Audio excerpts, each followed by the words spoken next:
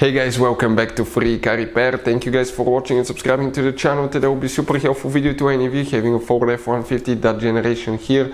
We're talking about year 2015, 16, 17. If you have one of those, you need to find, guys, where the fuse for the passenger door module is located. Anything that controls the passenger door, windows, speakers, guys, mirrors, could be multiple things. If you want to see where that fuse is located, stay with us. We'll explain that, where to buy cheap fuses from, and why it's important to test fuses and relays. That way you don't waste time and money. All that will be covered today. Make sure you stay until the end. Before we start, let me tell you a little bit about us, guys.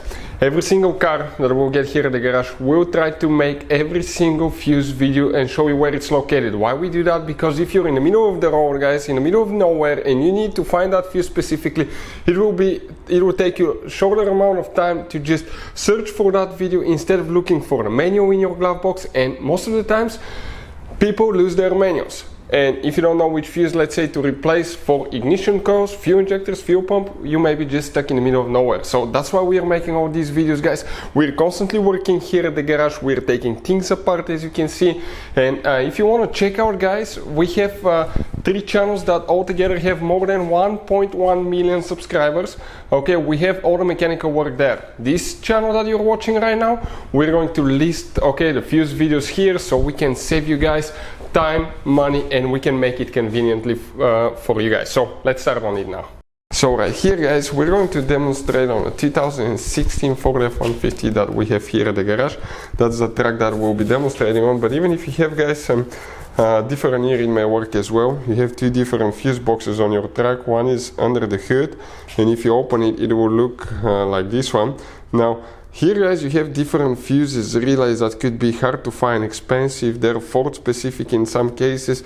So we'll put a link in the description of the video below where you can get them from at a good price and quick shipping for your convenience.